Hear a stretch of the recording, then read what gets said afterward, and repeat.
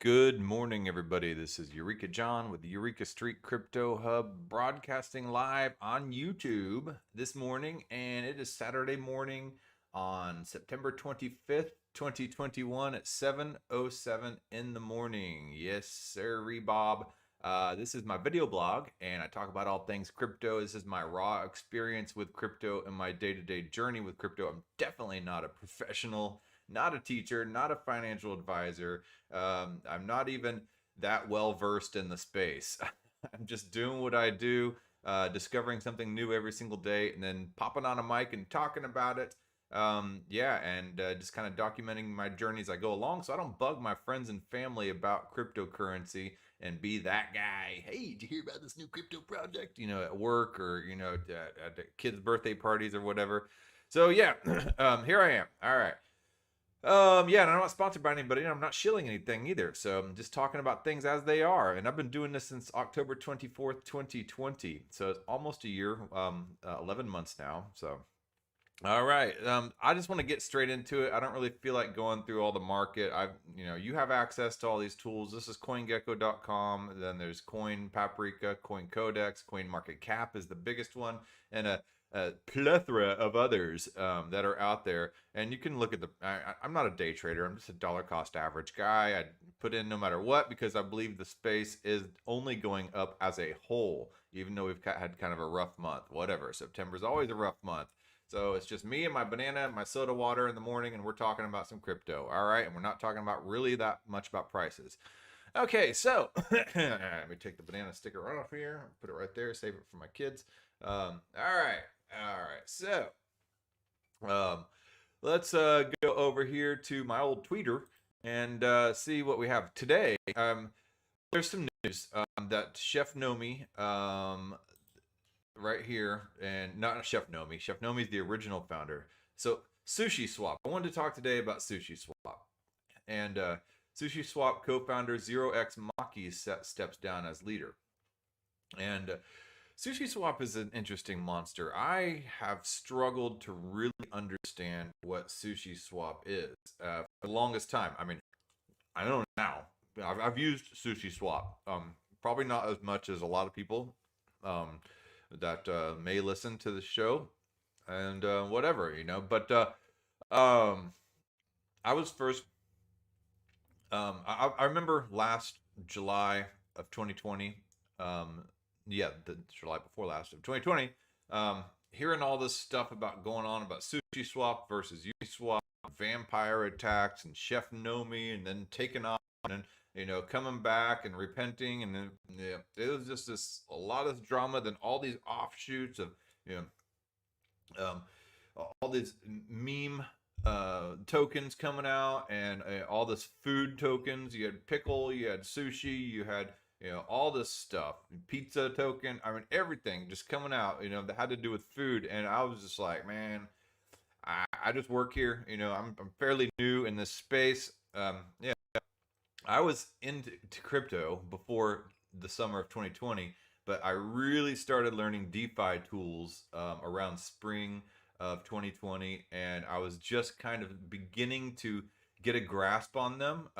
And then suddenly Sushi Swap comes out, and I had just learned Uniswap, and I was like, I don't understand all this, the Sushi Swap, Uniswap, all these food tokens, all this stuff. I'm just gonna beep, beep, beep, and back out of there. And also right around that time, Yearn Finance had come out with this token that had a low market cap, and it exploded in value, and everything was just getting super confusing to me. So I just stepped back, and I just kind of watched and tried to understand as best as I could while all this stuff was going down. And so yeah, I was kind of felt like an old crotchety old man, watching these young millennials, and Zoomers sit there and talk about their food tokens. So I'm just going to stay over here with the safe ones, like Ethereum and Bitcoin, and yeah. So that's basically what I was doing at that time. Since then, I have had some time to go back and maybe piddle around with some Sushi Swap stuff, some of the features on it. I've watched it grow and become an actually significant DEX and a significant project in the space as far as DeFi is concerned. We thought And the world thought that after Chef Nomi had taken off of that Ethereum, and then he came back and repented, and then he just kind of faded off into the distance, that Sushi Swap would just be another one of those flash in the pans. And apparently it has not. So recently, Sushi Swap co-founder Zero X Maki steps down as leader. In a candid blog post, Sushi's co-founder explained the toll that running the exchange had taken on his personal life. So he always strived for Sushi to be legalist and encourages decentralization as much as possible. Zero X Maki stepped up as leader after Nomi was excommunicated from the protocol. Under Zero X Maki, the exchange blew up. Today is the 8th largest DEX with some 4.49 billion in crypto assets locked up in liquidity pools, according to DeFi Pulse. Sushi has since broadened its product offering to include lending and staking products, but Zero X Maki said that running the protocol took a toll on his well-being. He said, I put Sushi before my physical and mental health, my relationships, my family, and my friends. All right. So sounds like maybe the wife got a little upset, spending a little too much time rolling sushi. All right, so anyway, that being said, I was on Twitter. What really brought me to sushi conversation, the sushi topic, was that Frog Monkey. He's one of the people in the Bankless DAO, and I follow him on my Twitter. He posted this: considering that I'd only heard of Sushi Swap's origin and drama through secondhand accounts, this write-up really sums the story up. Good read, kind of long, easily skimmable. Okay, yes. So Frog Monkey posts really good stuff, and in the DAO, he's a well-spoken person and really knows what he's talking about. So I thought this might be worth looking at. So I clicked on the article, and it is a really good read, and it sums up everything that I saw happening, going on in the DeFi summer without me really understanding what was going on in the DeFi summer. So let me make sure that this all looks okay over here. Okay, good. All right. Actually, I could probably zoom this in a little more so you could follow. I'm going to go through this article a little bit and let you kind of understand along with me what was happening in that whole Sushi Swap DeFi summer. So let's take a quick look real quick. This is sushi.com. All right. And it is the DeFi app that basically was an offshoot of Uniswap at the time. And if you don't know what Uniswap is, well, we're going to start from the beginning here. And that's why I kind of just jumped into this topic. I was actually supposed to have a guest today, and I have not heard from the guest. So maybe we'll jump on later tonight. Let me just check my score real quick. Yeah, I haven't heard from him. So I don't know what happened. So whatever, that's just, what happens sometimes, and it's okay. Last Wednesday I had a guest that didn't show up either. So it's just what happens. All right. So Uniswap is a decentralized exchange, and they kind of revolutionized what the whole idea of a DEX. I mean, Bancor arguably did it first. They were the OG as far as so trading protocols, trading platforms. They operated on order books where you have a central intermediary, and you have somebody that wants to trade, and somebody wants to sell, and somebody wants to buy, and the trading platform was responsible for finding the matches, and then maybe they would take part of what somebody wanted to sell and split it up and find several buyers for each of those respective parts and stuff like that. But it's all done on order books, And so Uniswap Bancor first, but then Uniswap came along and created a different version of it that relied on automated market makers. And Hayden Adams did this, and he created the code for it, and it's open source, is decentralized. Some would argue about that, but I won't go into nuances today.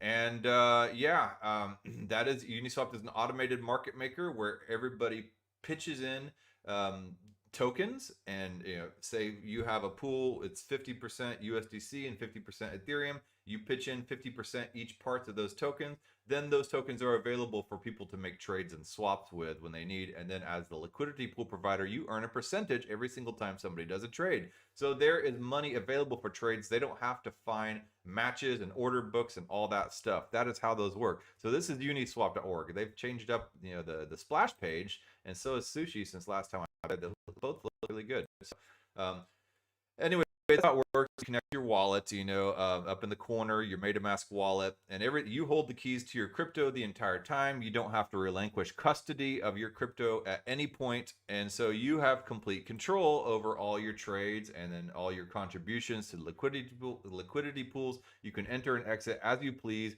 and there is no central entity to hold your tokens for you. So you are in absolute control of all your funds, and that is the amazing thing about DeFi and autonomous finances that have been happening. So as a result, all right, so Uniswap happened. Okay, then came along Sushi Swap. Let's go back to this article here, and let me make sure that all this is pulled up. Now let me go back again and zoom it in. Now that I showed you what Uniswap and Sushi Swap are and gave you a brief description of it. Okay, so let me go back to the top of this really long article, but I did highlight some key points, and so we'll just kind of go through and talk about this because it is a really good article. So Sushi and the Founding Murder. The decentralized exchange is an anomaly, and it absolutely is. Okay, so let's start at the beginning here. All right, so actionable insights. All right, whatever. All right, so Chef Nomi was in the wind, and he had taken the money with him. Just 10 days after founding Sushi Swap, aka Sushi, the decentralized exchange pseudonymous founder pulled $15 million worth of Ethereum and disappeared. I'm addicted to these soda waters, and they're probably bad for me. They have like bad stuff in them. Anyway, what followed was the crescendo of 2020's crypto bull run, and in particular, the torrid months known as DeFi summer.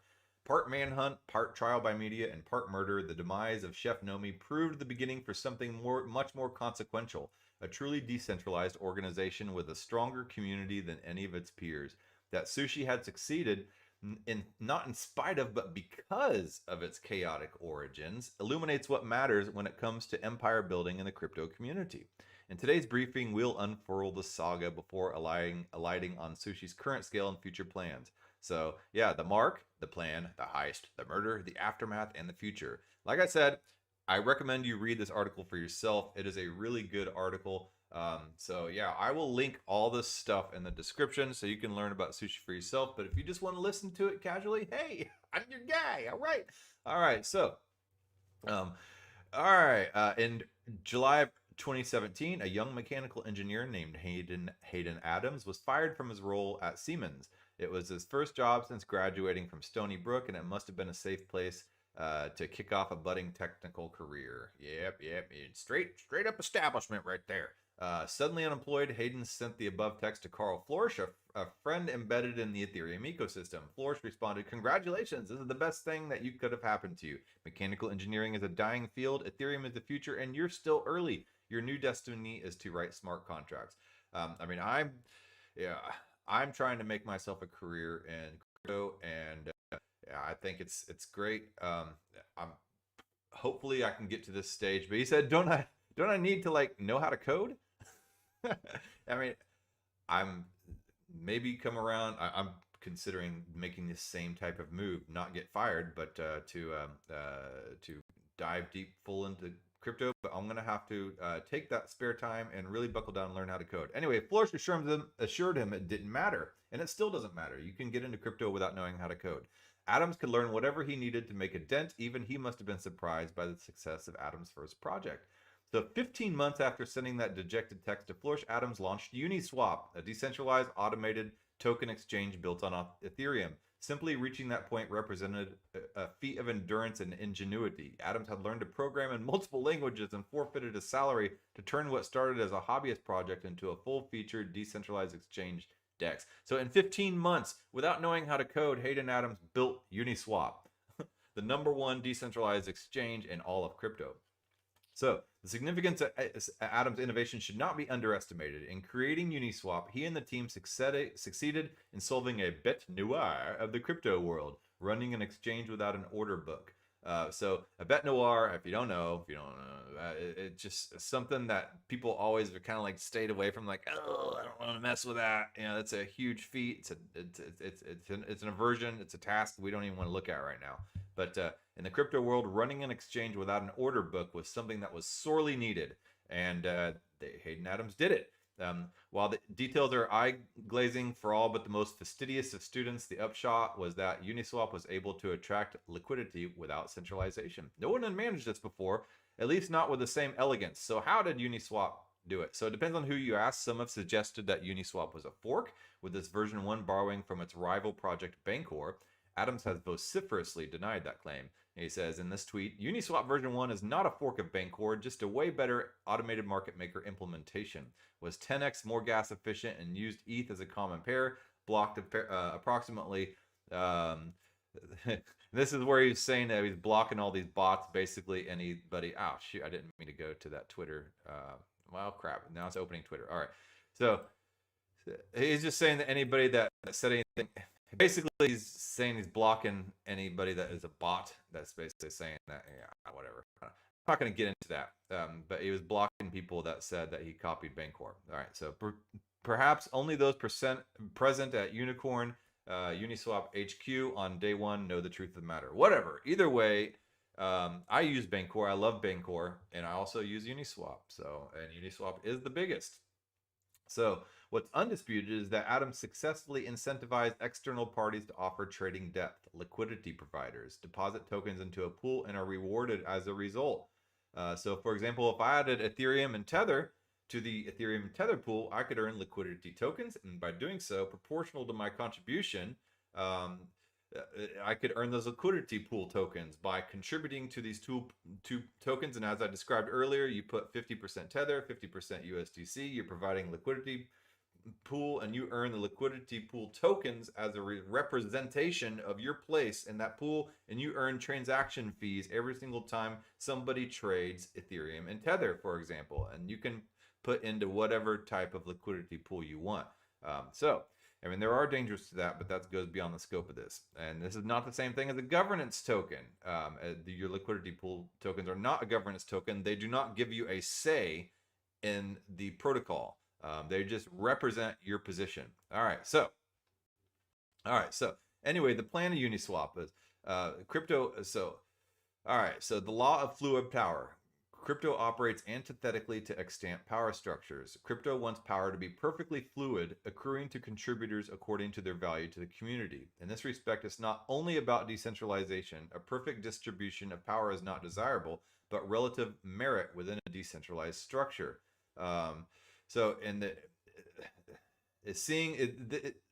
This law sees traditional hierarchies as unearned and legitimate, so it's merit-based. And then similarly, the law 2, the law of fluid wealth. The crypto world is skeptical of rent-seeking entities. Organizations that do not provide continuous value and effort, earning under the same rules as every other participant, are often considered compromised. Crypto wants wealth to be fluid, rewarding sustained value creation. Radically, crypto considers users to be an essential part of the creation rather than consumers of it. So again, merit-based in a way. So everything is pretty much merit-based and community-based.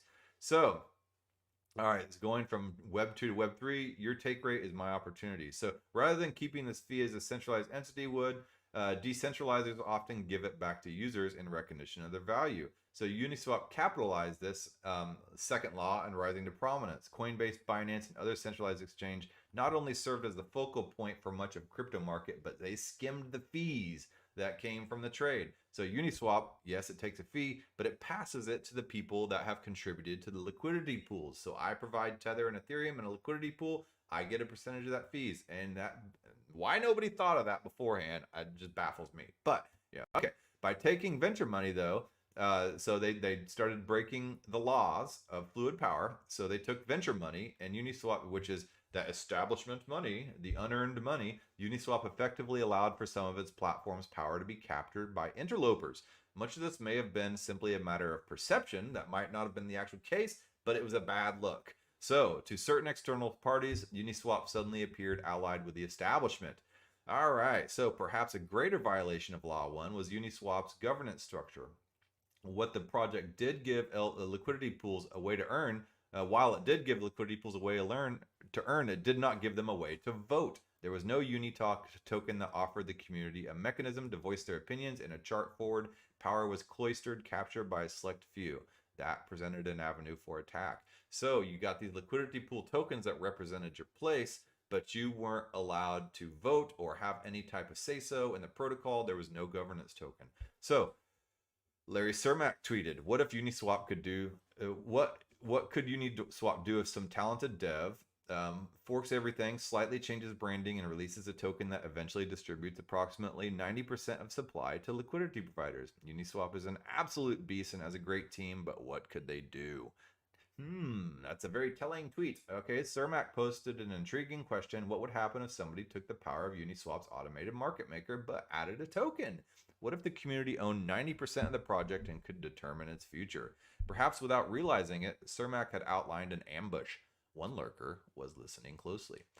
Little was known about the person that referred to themselves about Chef Nomi as Chef Nomi, borrowing their pseudonym from Warcraft-inspired game Hearthstone. All right, so one day after Larry Cermak's tweet, Chef Nomi, out of nowhere, says, "Perfect, Sushi Swap is being made. Follow live progress at GitHub. We deliberately made code license. I don't know what I'm Gen Xer. I don't know what WTFPL means. Sushi is good for everyone, not just the Japanese elites. Raw fish are good for your health, but turbo fish are for Rust fanboys." All right. Rust is a programming language. All right, so Nomi chose a playful, endearing name that succeeded in being distinct, Sushi. Mimetically alluring and extensible, that Sushi's name has stuck and informed the nomenclature of all subsequent product launches speaks to that fact. Aside, I wonder how common branding agencies consider emoji availability during their consultation process. Yeah, I mean, look at this. All these are just emojis that were readily available on everybody's phone, and yeah, it's pretty cool.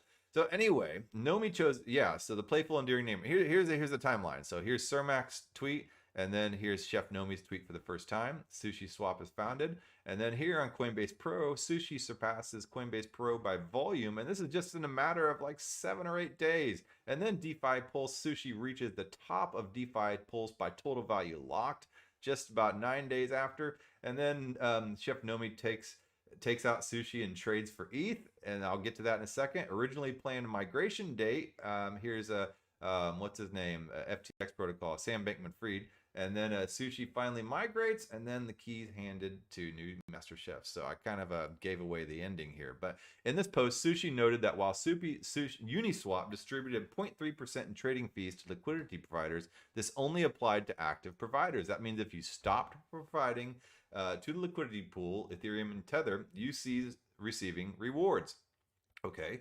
So, and the reason that it's Ethereum and Tether is because that was the first liquidity pool. All right, so since then it's branched out to a lot of others. But Sushi suggested that such an arrangement was unfair since it failed to recognize the liquidity providers that had gotten a project off the ground, the original OGs, the Genesis members. To remedy that, Sushi took a 0.25% fee for which it passed to LPs with a further 0.05% given to holders of its token Sushi. Critically, Sushi not only delivered continuous earnings, something Uniswap didn't, but provided governance rights. So you get your rights, Magna Carta, you own the protocol. From day one, the community would have the power to inform the project's direction. Nomi had found the flaw in Uniswap's power structure and exploited it, but he wasn't done yet. He's not only given the liquidity providers rights, but he wasn't done. It takes a special mix of boldness and shamelessness to so blithely copy an existing product. While that can prove a superpower, as mentioned in our discussion of Rocket Internet, Nomi illustrated a particularly ruthless streak in the method that brought liquidity to Sushi. So here's where it really happened. And I've been wondering this whole time, what is a vampire attack? This is a vampire attack. Okay. I know as much in Western culture that copying and pasting is big. No, you don't copy somebody's product, But over in Asian cultures, and I'm not trying to be like, generalizing or stereotyping or anything like that. I saw this as I was working at trade shows and stuff like this with the company I work for. And I work in manufacturing, and you see people from China over there taking pictures of your products and your competitors' products and stuff like that. And then you'd see 6 months down the road at another trade show, almost identical product sitting in their booth of what you had made or your competitor had made or something like that. And they like to reverse engineer. It's part of their culture. It's what they do. And people here in the West, we're a little more like, so, yeah. I'm not saying it's bad or good. It just is. So whatever. All right. So alternate list. And that's what happened here. And I think that's what happened because Uniswap is more centralized and localized in Western cultures. It has a larger Western culture user base. Whereas Sushi Swap is a little more worldwide, but more Asian focused. All right. So anyway, alternately called a vampire attack or zombie mining, Sushi's attainment of liquidity relied on siphoning it from Uniswap, a heist in slow motion. Sushi managed this by offering rewards to Uniswap liquidity pools. In exchange for providing their liquidity to 12 sushi pools on Uniswap, liquidity pools earned Sushi token, the governance token. So, with 2 times the rewards for providing liquidity to the ETH sushi market, Nomi outlined that after 15 days, this liquidity would move off Uniswap's platform onto Sushi's own exchange. Now, one detail that I forgot to say is that on Uniswap, you can create your own liquidity pool. So it's not something that anybody decides, so they created the Ethereum Sushi liquidity pool on Uniswap. So they went and infiltrated it. So there's a little story here, and this is a great story that kind of helps to explain this. And let me read this real quick. All right, so our target, the Uniswap Hotel and Casino. All right, so all this is fictional. Okay, but it's an analogy.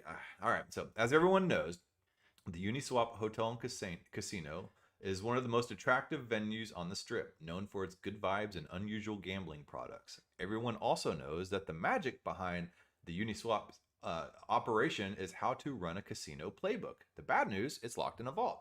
The good news, the Uniswap shares the passcode online for everyone to see. That's open source software. After snagging the passcode, all we have to do is walk up the vault, type it in, and grab the playbook. Once we have that, we'll know how to run our casino. Saloon of Ultimate Sushi, the Sushi Saloon. Now comes the hard part. We have to convince the Uniswap bookies to come with us. Without them, we won't have the money to offer the same kind of wild gambling as the Uniswap casino. So how do we do that? First, we tell them to try it out.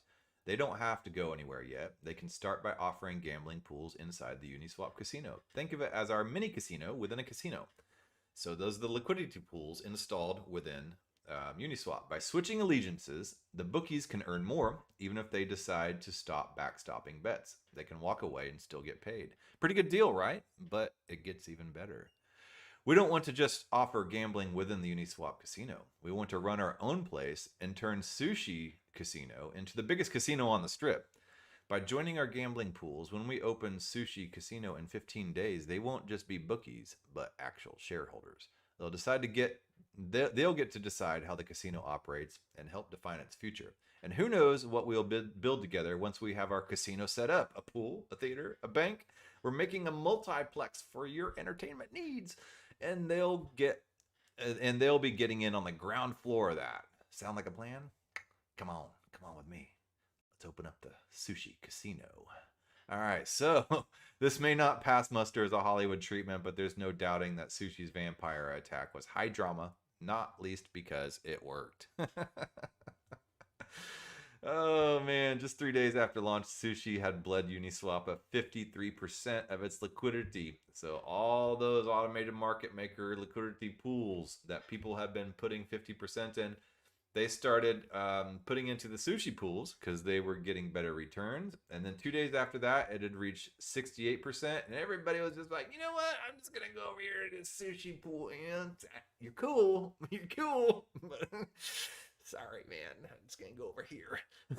All right. So anyway, Sir Mac tweeted right about that point, I'd be getting a little uneasy if I were Uniswap. He said if I was Uniswap, the correct grammar is if I were Uniswap. Okay, so sorry, I'm a grammar Nazi.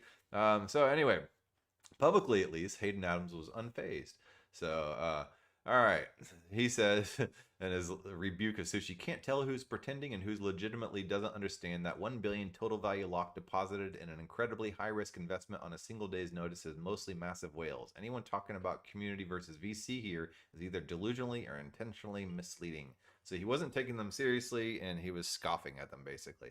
So though a large number of Sushi's liquidity pools did have significant holdings, Adams' criticism didn't tabulate with what was actually happening behind the scenes. Since opening up on August 26th, Sushi's Discord channel had attracted a steady flow of dedicated supporters, many from Asian markets.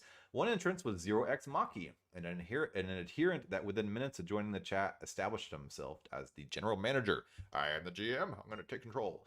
All right, so so on the same day of that, the Adams tweeted that Sushi rose to the top of DeFi Pulse's rankings. In less than a week, it had become the largest project in the ecosystem by total value locked. So some breakneck pace right there. Anyway, so now we're talking about some interesting philosophical stuff. We have Freud to thank for the concept of the founding murder. In Totem and Taboo, the Austrian argued that culture solidifies in the aftermath of a symbolic parricide, father slain by the sons, that serves to release the Oedipal anima and free the offspring. Okay, but I tend to go more towards René Girard here. René Girard is my favorite philosopher, literary critic, French guy from the 60s, I believe. Anyway, he embroidered Freud's concept. Rather than founding murders following an Oedipal construction, Girard believes that such a killing could occur regardless of a relationship between parties and came from the desire for groups to choose and punish a scapegoat.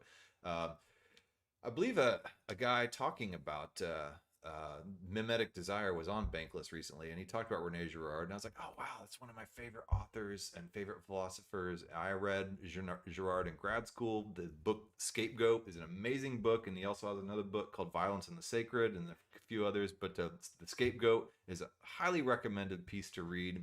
I don't have a copy here. I gave it to my daughter, or I'd show it to you. But anyway, the idea is, in a nutshell, is that any group or society that is stable over the long run probably owes its origin story to a distinct moment of shocking violence. The memory of that violence at some subconscious level helps to hold the community together. No one wants it to happen again. So think of the king's cake for Mardi Gras. The reason for the king inside the cake is because in villages, in order to alleviate violence and to maintain a sense of cohesion and tradition and loyalty and bonding and stuff like that, because human beings in their nature have this need to lash out in violence that builds up over time. People can't be friendly for too long. They have to find a scapegoat. So they would have this king cake, and whoever got the king inside the cake, or back then it was a fava bean, and the name Fabienne or Fabian alludes to that. And whoever got that got to be king for the day, and they got to do whatever they wanted. And then after that day, they were killed and sacrificed. And that purged the violence in the community. All right. So anyway, the effect of the scapegoat bearing society's sins is renewed unity and camaraderie. So because of the shame and guilt and all the emotional torture that act of violence brought about, you get unity and camaraderie as a result of that scapegoat. Death begets vitality. Violence precedes peace. To build Rome, one must first kill Remus. So it would give far too much credit to Sushi's architect to imagine any of these thoughts visited him on the night of September 4th. So now we're thinking about Chef Nomi, and keep the scapegoat analogy in mind. So looking at the Discord, Chef Nomi seemed absorbed with the task of migration, answering a few questions, responding curtly when he did. From the beginning, Sushi had carved out a dev fund. This sub-entity was allocated 10% of the project's tokens as a recompense for the effort of its developers. The idea was that those that brought Sushi to life and improved it would be rewarded. That included Chef Nomi, but while many converts to the platform knew of the fund, few appeared to foresee any issues. Nomi himself had proactively quelled concerns about absconding with funds, noting in the Discord that he was a good guy, quote unquote. He said, "No vesting commitment from me, but I'm not dumping. I'm a good guy." A couple of lines later, he reiterated his position, saying, "But seriously, though, people that came here yesterday know how committed I am." And the events of September 5th proved the emptiness of those words. The day before the planned migration, Nomi withdrew half of the dev funds, Sushi, selling it for $380,000. The amount to roughly $14 million at the time. Now it'd be a hell of a lot more. Let's see where we're looking at time-wise. Okay. Oh man, I'm over. I gotta finish this.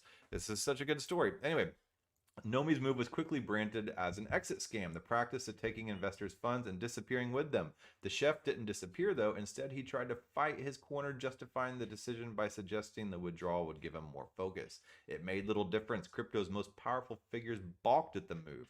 With Sam Bankman-Fried tweeting, Chef Nomi sucks, worse, the community had so organically formed around the project, revolted, furious at the betrayal. And with everything else related to sushi, the fallout happened at a startling pace. The day after his escapade, amidst community pressure, Chef Nomi handed over the keys to the project to SBF. As the FTX exchange CEO noted in part one of the trilogy, it was a time of need type of thing. It was a critical decision at a time when sushi was all at sea, threatening to fully implode. Sam Bankman-Fried proved a safe pair of hands with the authority and respect to protect the project and usher it forward.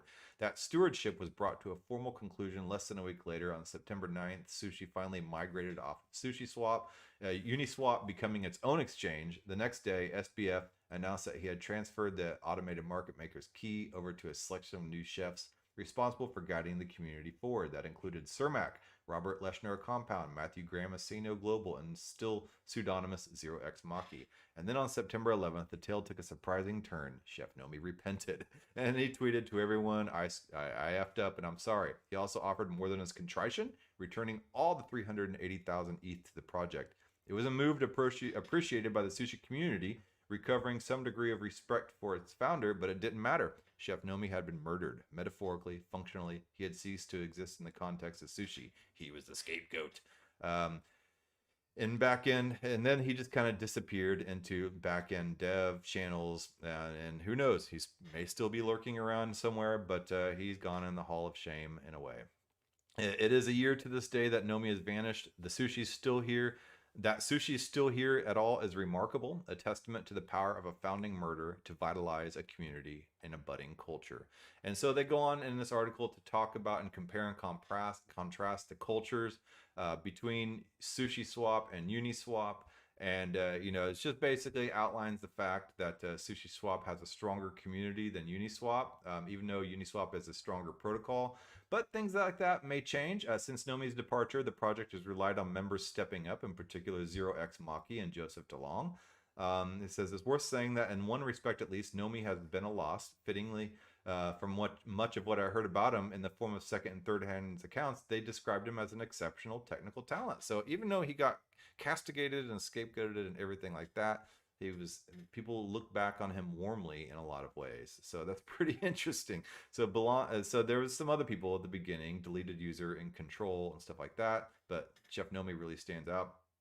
Maki described himself as a crypto outsider. So back at 0x Maki, who took over, without the experience to be taken seriously. One source followed the DEX landscape validated that opinion after hearing an early Maki interview.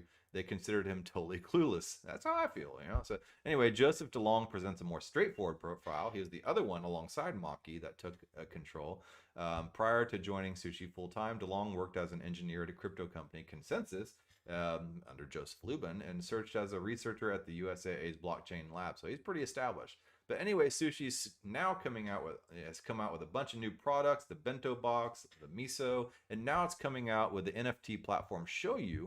It might be a really good, I think it could be an interesting time to possibly invest in some sushi type of products.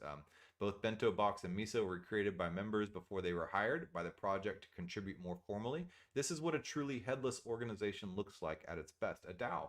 Talented individuals spot an opportunity and use their skill to bring something valuable to life without being commanded to, without being asked for, and they just want to grow the project. So here's the things that Uniswap offers: exchange and dApps, and they do it very well. But Sushi Swap offers all this: exchange, dApps, lending, coin launcher, and NFT platform. While typically matrices like these are used to show where one company lags from another feature perspective, it's hard not to look at this through a different lens. Sure, Uniswap may not have Sushi's range, but it has something arguably more important: direction. There's an irony that a project named Sushi feels spiritually closer to a paella. And if you don't know what paella is, it's a Spanish dish with a bunch of crap all mixed in. So one source succinctly differentiated between the two projects' strategies, stating that Sushi is innovating on product and community engagement, while Uni is innovating on protocol. So Sushi is all about that community. Sushi's established itself as the second largest DEX by volume, 14.8% market share at the time of writing. Trails Uniswap 65.6%, but has remained fairly constant over the past 7 months. What once looked almost like a joke initiative has become a serious player in Sushi Swap. So anyway, they talk more about Sushi's revenue.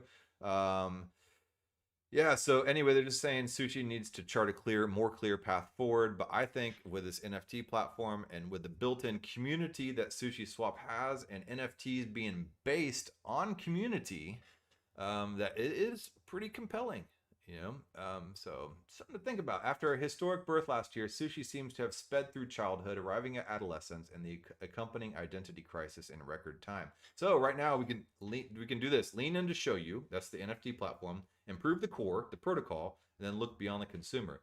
So they're saying basically what I just said here. Decentralized NFT marketplace Show You is expected to launch a version 1 in November here in 2 months. That represents a rapid turnaround for a significant addition to the platform. NFTs are having a moment. In August, the market leader OpenSea recorded 3.4 billion in volume, 1,000% increase month over month. That's insane momentum and meaningful volume. OpenSea is a dominant player by a large margin, with the Nifty Gateway, the second largest exchange, recording less than 30 million in August. Show You might be able to pick off smaller competitors in a relatively amount of time. So Show You is the NFT platform. If we believe that our 2 laws of crypto disruption extend into the NFT space, Sushi has clear avenues of attack. OpenSea, Nifty, Super Rare, and others capture both power and wealth. Show You can free those because of those 2 laws at the very beginning, based on merit. Lastly, NFTs seem to work best when animated by community effervescence. If there's one attribute that is unique to Sushi, this is it. With a dedicated tribe already in place, Show You could prove a natural outlet for the project's creative energy, as well as a large source of income. Sushi should upgrade its core project. Sushi lags as Uniswap is AMM, so while Mackie and DeLong have presided over a great proliferation of the platform, Adams has focused on improving infrastructure. So that Uniswap has that for it. Sushi is building out, and there's a lot of stuff going on, and so is Uniswap though. So look beyond the consumer. Sushi has become a kind of super app, albeit one with weaknesses. And Sushi should be well placed to embrace professional investors. So interesting stuff. So wherever they are, I believe that Satoshi dreams of Sushi. In its very construction, the Uniswap fork represents the clearest manifestation of decentralization and the remarkable power of crypto to forge connection and galvanize action. Though dramatic at the time, the founding murder of Chef Nomi ultimately fortified those early bonds. As Sushi begins in its second year, holders will hope it adheres to that spirit while demonstrating greater precision. If it can manage to balance both chaos and clarity, it may yet prove to be DeFi's killer dish. So that's that article. It's an amazing article. I highly recommend you go over it yourself. And there's several tweets here and articles about 0x Maki stepping down and taking on an advisory role. Then there's a tweet here of another Sushi product that is coming out that you may want to take a look at, and I will link that where we find my bookmarks. All right, so it is, and then here's some of 0x Maki's exit tweets right here. I hope everyone can reach peace among crypto tribes because we have so much to do in making the future of France more accessible instead of infighting between us. And then here's some throwback and historical moments of Sushi I'd like to share with anybody. It's kind of, here's a Grayscale picking up Sushi Swap right here.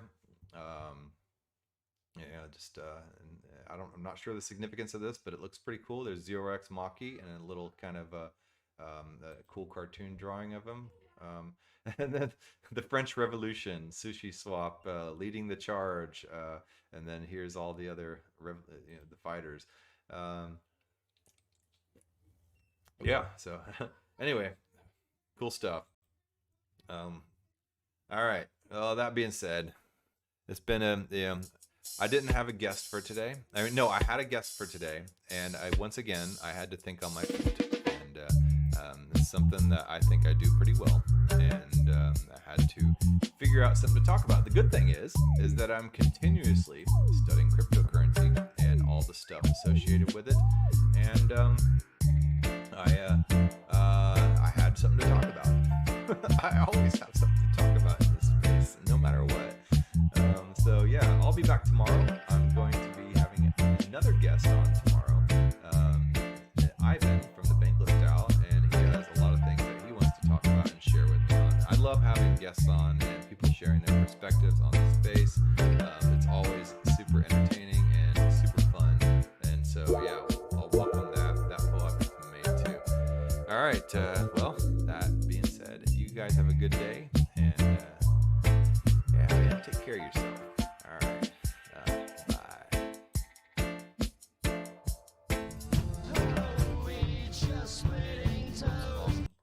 Outro. There we go. There's the right outro.